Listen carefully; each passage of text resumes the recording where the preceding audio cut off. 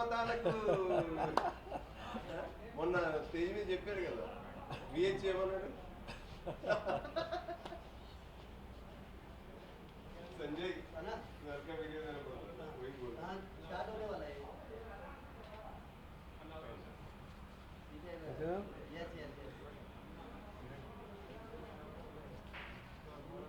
అవునా మీ బాస్ అంతా TTD boss అయితే మీరు అనుకో నేనేం చేస్తాను అది పోవాలి టీటీడీ అది నాకు అది అదే దర్శనం చేయించాలి రెడీయా అందరికీ నమస్కారం. హైదరాబాద్ సెంట్రల్ యూనివర్సిటీ సమస్య చివరికి సుప్రీంకోర్టు దాకా వచ్చింది. ఇది అక్కడ దాకా రావాల్సిన పని లేదు.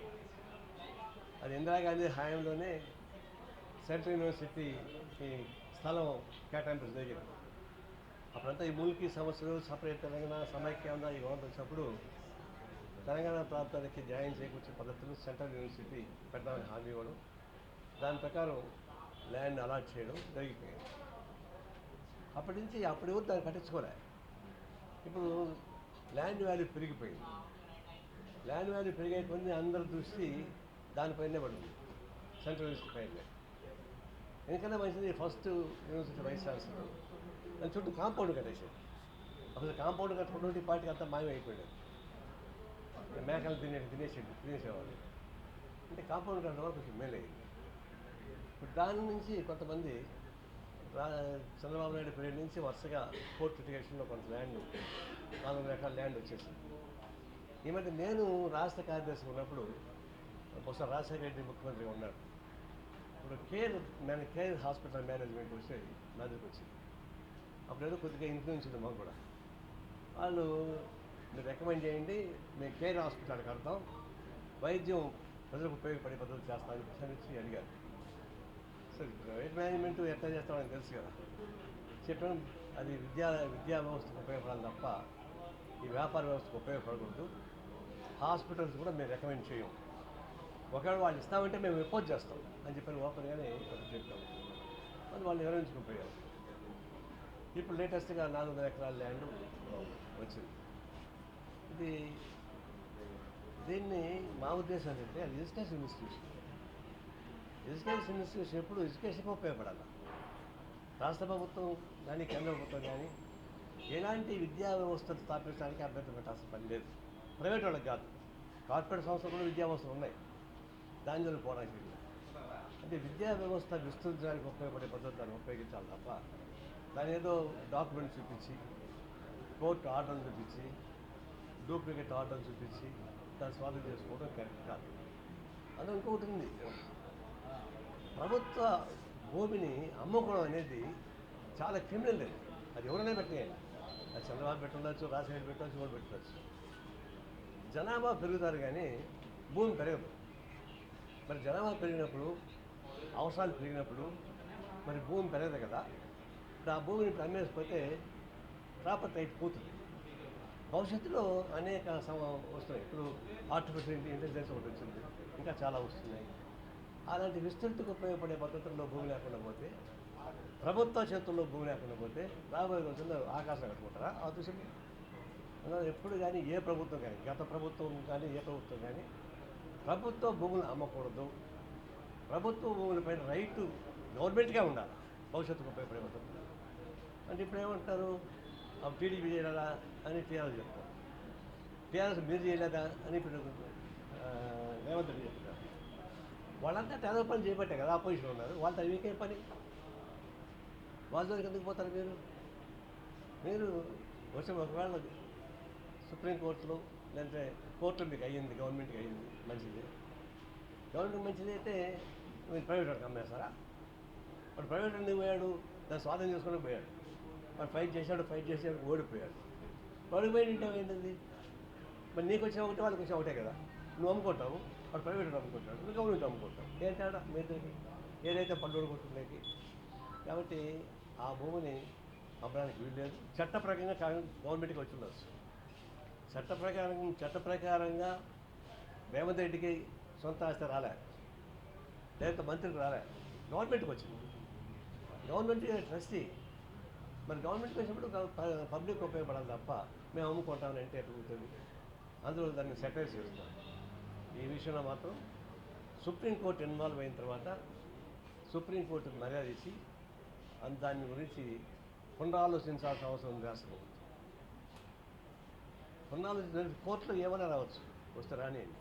ఒకసారి కోర్టులు కూడా అన్నీ మనకు అనుకోవడం రావు. ఇది గుట్కాను కూడా ఆహార వస్తువుగా ప్రకటించారు కోర్టు వాళ్ళు, పనికి వాళ్ళు. అట్లాంటి తీర్పు వస్తాయి, అట్లాంటి తీర్పు మేము ఒప్పుకోము. నా ఉద్దేశంలో సుప్రీంకోర్టు ఏమైనా చెప్పండి, రాష్ట్ర ప్రభుత్వం వెంటనే తక్షణం దీని జోలికి మేము పోం, విద్యా వ్యవస్థగా ఉపయోగిస్తాం. అందులో కాంపౌండ్ వాళ్ళకి ఒకటి ఉంది, దట్ ఇస్ ఎంజాయ్మెంట్ రైట్. ఆ ఎంజాయ్మెంట్ రైటే ఫండమెంటల్ రైట్. కాబట్టి విత్ ఇన్ ది కాంపౌండ్ ఉన్న ల్యాండ్ జోలికి ఎవరు పోవడానికి వీల్లేదు. ప్రైవేట్ సంస్థలు, గవర్నమెంట్ కూడా దాన్ని ఓన్ చేయడానికి వీల్లేదు, విస్తరించదు తప్ప. ఆ పద్ధతి దాన్ని రెస్పెక్ట్ చేయమని చెప్పి కోరుతున్నాం. విద్యార్థులపై చాలా రకరకాలుగా యూజ్ చేశారు, దాన్ని ఎంత విత్త చేసుకోవాలి. విద్యార్థులపైన ఎలాంటి చర్యలు తీసుకోకూడదు, కేసులు బుక్ చేసి చేసుకోవాలి. గవర్నమెంట్ కూడా దీన్ని కొంత ఆలోచించాలి. దీన్ని వ్యాపార వస్తువుగా చూడబాకండి. కేంద్ర సెంట్రల్ యూనివర్సిటీ ఉన్న ప్రాపర్టీని వ్యాపార వస్తువుగా ఉపయోగించాలి. అది మా ఖచ్చితమైన నిర్ణయం. దాన్ని పునరాలోచించుకుని కోరుతున్నాం. కాంగ్రెస్ పార్టీ మిత్రపక్షంగానే ఉన్నారు. ప్రభుత్వం దృష్టికి ముఖ్యమంత్రి ఎక్కడ బాగుంటే ఒక దాంట్లో బాగు కాదు కదా. వాళ్ళు ఆ పని చేస్తున్న మిత్రపక్షానికి మాత్రాన విద్యార్థులను చిత్తకొడుతుంటే, సెంట్రల్ యూనివర్సిటీ స్థలాన్ని ఆక్రమించుకుంటే అమ్మేస్తుంటే మేము ఎట్లా ఊరుకుంటాం. మిత్రపక్షం శత్రుపక్షాలు తర్వాత విషయం. ఎవరికి శాశ్వత మిత్రులు లేరు, శాశ్వత శత్రులు లేరు. కాబట్టి మేము దాని జోలికి పోవడం లేదు. The interest of the public education institutions అంటే ఈ విషయంలో దానికి సంబంధం ఉండదు. అది రాజకీయపరమైన ఆలోచన.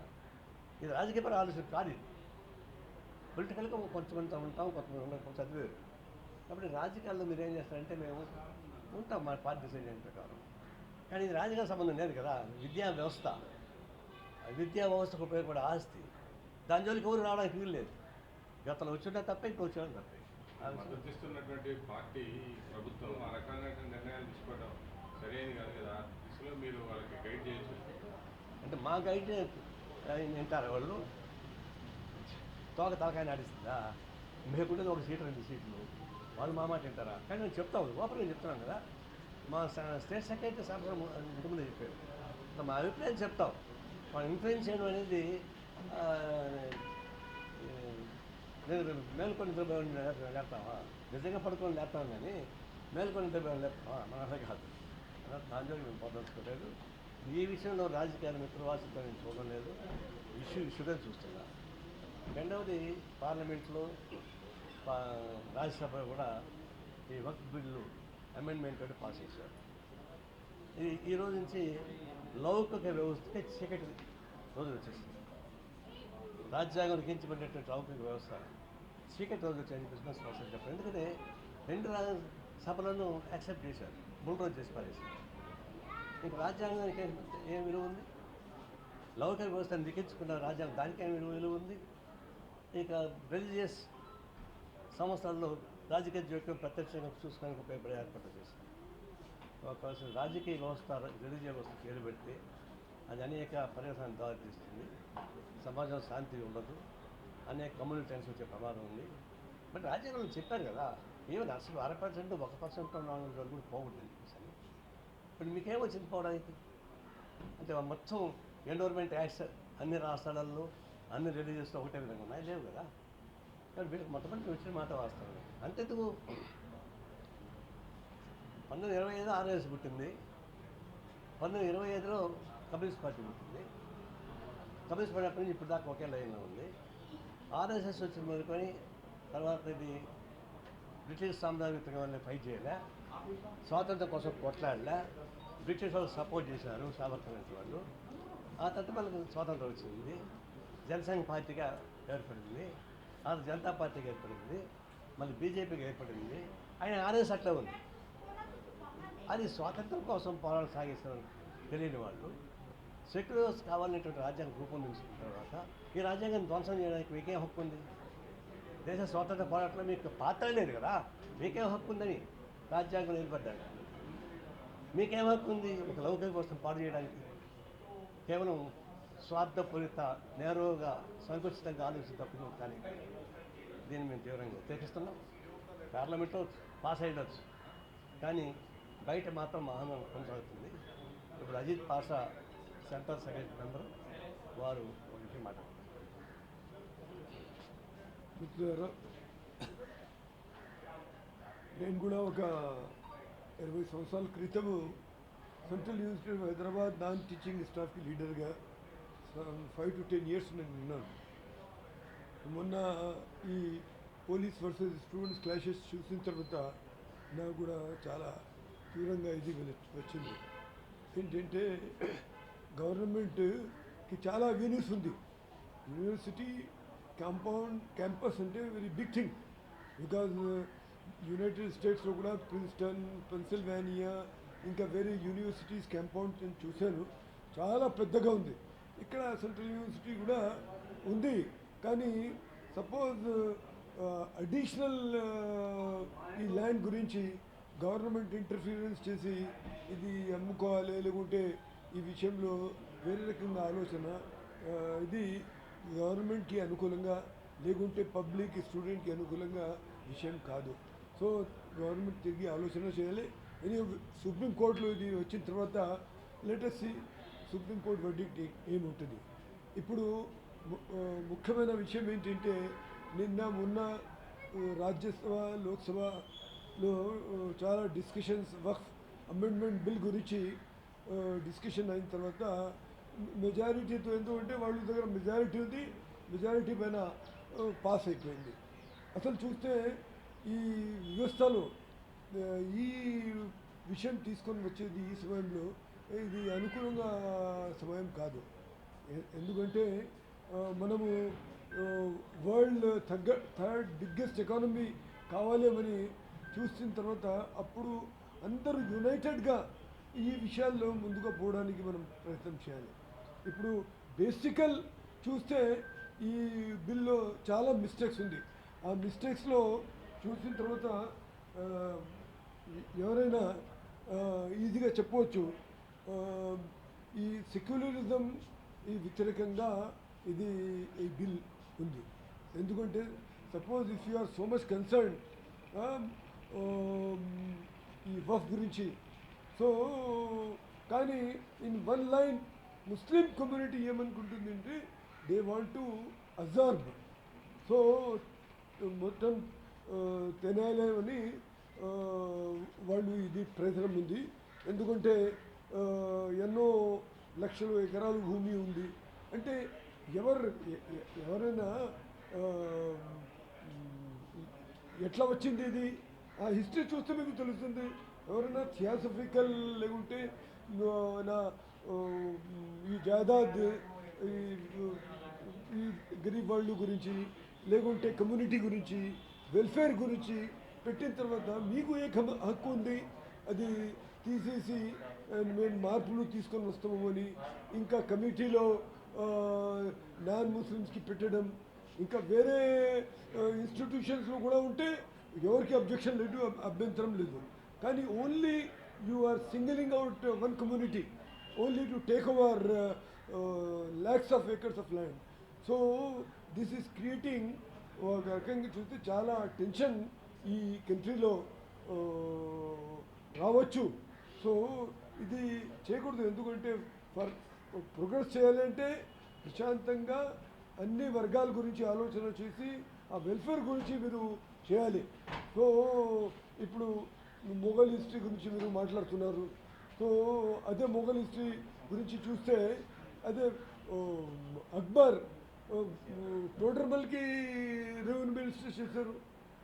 అట్లనే ఆశ్చర్యమైన విషయం ఏంటంటే మొత్తం వరల్డ్లో ఉపనిషత్స్కి పరిచయం ఎవరు చేశారంటే Dara Shikoh Shahjahan eldest sun.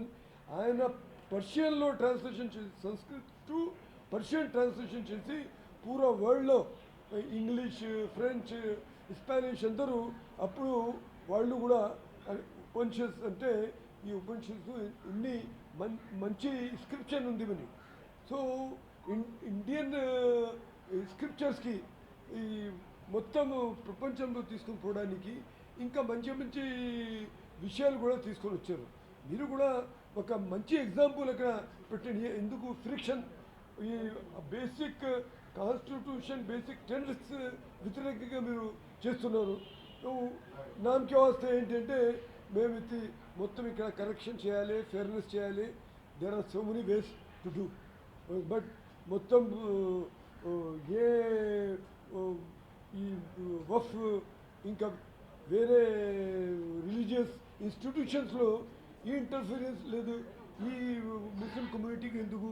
It is nothing but politics only to gain votes on the matter of Hindu Muslim disunity. So broad hearted. So no you are not in the first term, third term తర్వాత no you are thinking of fourth term గురించి కూడా ఎట్లా? So అందరికీ కలిపేసి మీరు మాట్లాడడంలో చాలా విషయాలు ఉంది. కానీ త్రూఅవుట్ ఇండియా చూస్తే 1 MP you could not nominate. So what secularism you are talking about? You are not even a single MLA. What are you talking about? అరే ఓన్లీ ప్రకటన చేస్తే అవుతుందా? ప్రాక్టీస్లో చూస్తే so you are not at all concern. Only మాటల్లో ఉపన్యాసం ఇవ్వడంలో మీరు చెప్తున్నారు it is for the fairness money. Fairness కాదు. ఫండమెంటలీ చూస్తే it's only to destroy the entire property of the Muslim community. That is meant not for సొంతం ఈ విషయం గురించి కాదు, మొత్తం theosophic only for institutions, for poorer sections, to help these sections this waqf was created. So please respect their sentiments, and then unnecessarily now the bill has gone to the president for the assent. I just humbly request president of our country to keep it pending and don't hasten to immediately sign it to make it a law. So it will create a hell of problem in the country. Thank you.